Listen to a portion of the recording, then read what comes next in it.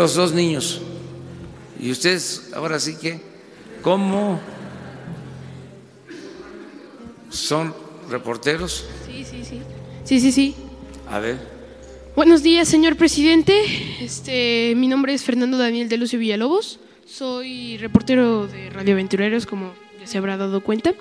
Y llevo investigando desde hace 2 años el tema de desapariciones. En los últimos 12 años se ha incrementado muy alto el número de desapariciones de menores de edad. ¿Qué estrategia emplearía su gobierno para detener esto?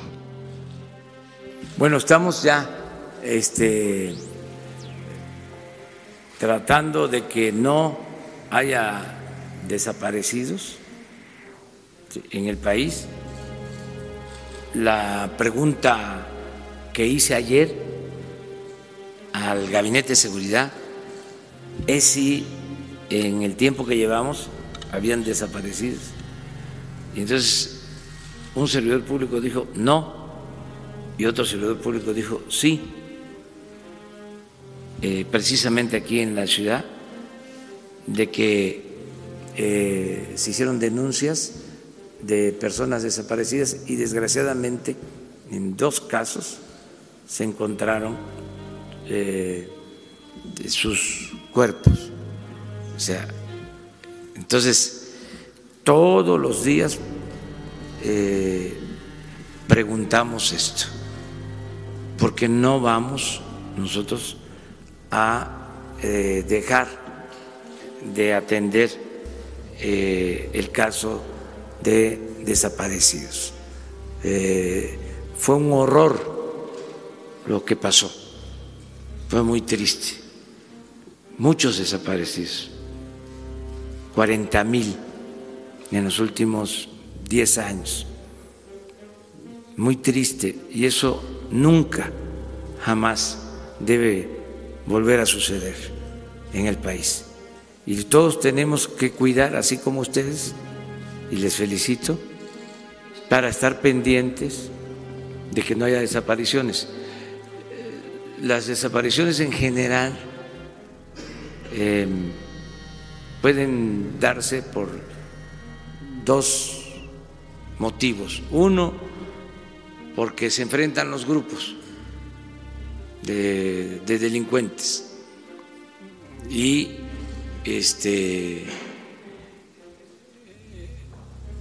a sus rivales que asesinan los entierran de manera clandestina, los desaparecen. Y lo otro es cuando autoridades, o sea, el Estado, actúa de esa forma, que desaparece a las personas. Eso también, desgraciadamente, se ha hecho en otros tiempos. Nosotros no vamos a permitir que el Estado desaparezca a ningún ser humano, a nadie. Y también vamos a procurar de que no haya bandas de delincuentes, que todos nos portemos bien para que no haya desaparecidos. Muchas gracias. ¿Sí?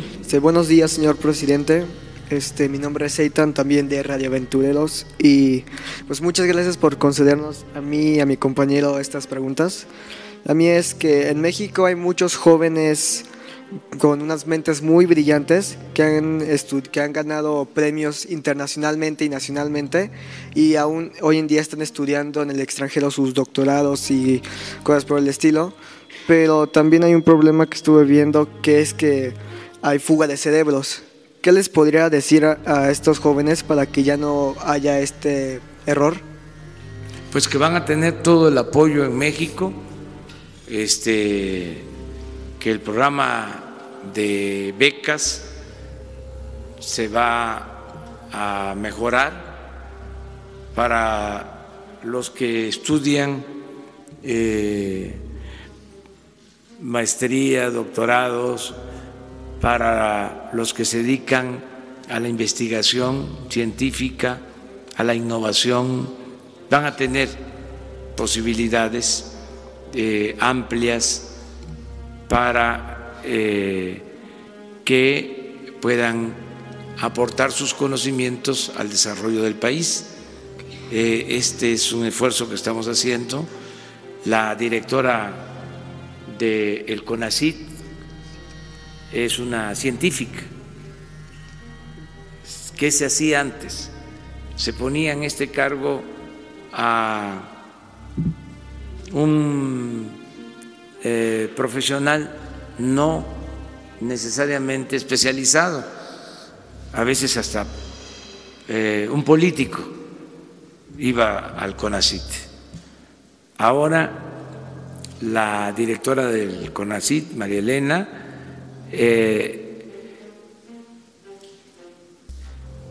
fue Premio Nacional de Ciencia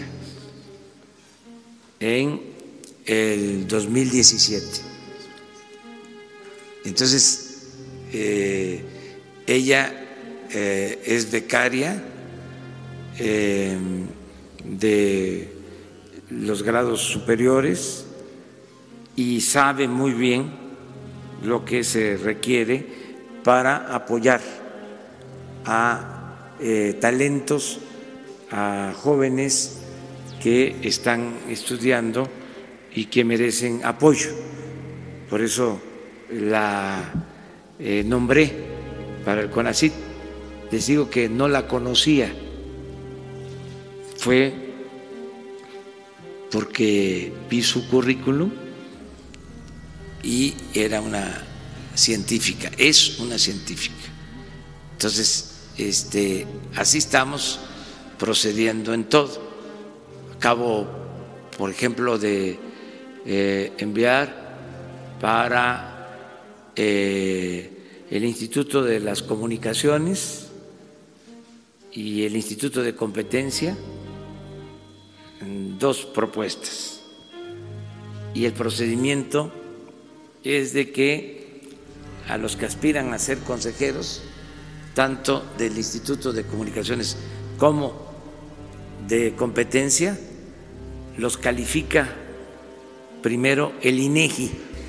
Se inscriben varios y el INEGI les da la calificación. Sin conocerlos, ¿saben a quiénes propuse? A los que sacaron el primer lugar. Porque hasta se sorprendió uno que siempre participaba, sacaba el primer lugar, pero no lo tomaban en cuenta. Ahora las cosas han cambiado. Y muchísimas gracias. Quiero hablar de eso, de partidos y demás, pero sí organizaciones que recibían recursos.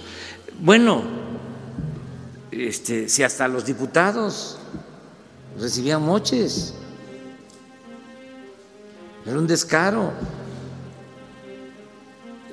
Todo esto que está pasando en algunos estados es porque se presionaba y la federación les tenía que entregar recursos adicionales de manera discrecional. Organizaciones que decían, es que negociábamos. Pues nosotros sí vamos a negociar, la política es negociación, es diálogo, pero dinero no. O sea, en ese sentido no vamos a ceder en nada. Se terminó la entrega de recursos a intermediarios. Decían los diputados que por qué no decidían sobre una bolsa de recursos y ellos entregaban, bueno, los moches, era una práctica. Y todavía en los estados, y aprovecho también para decir a los legisladores, sobre todo a los que vienen de nuestro movimiento,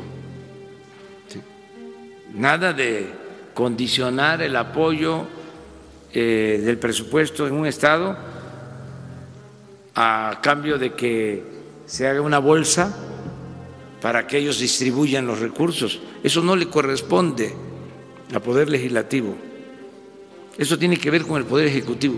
Eso surgió, la historia de esta anomalía tiene que ver con el Estado de México, que ahí se estableció que a los legisladores les entregaban un presupuesto para la compra de materiales de construcción. Entonces, el diputado recibía toneladas de cemento, recibía bloc, varilla, materiales de construcción, tenían presupuesto. El diputado, que su función es legislar, entonces era un moche, pero nadie imaginó que eso, que solo se daba en el Estado de México, estoy hablando de hace 3, 4 décadas, nadie imaginó que eso se iba a trasladar, esa práctica, al Congreso, a la Cámara de Diputados, a la Cámara de Senadores. Pues se trajo el modelo, se trasladó el modelo y a cada diputado se le asignaba un presupuesto y ellos podían decidir hasta por 10, 20 millones de pesos cómo hacer algo en beneficio de la cultura, entre comillas. Manejaban presupuesto para cultura, para deporte y para construcción de calles y de banquetas. Y si el diputado era del DF, ¿sí?, y se entendía con el gobernador,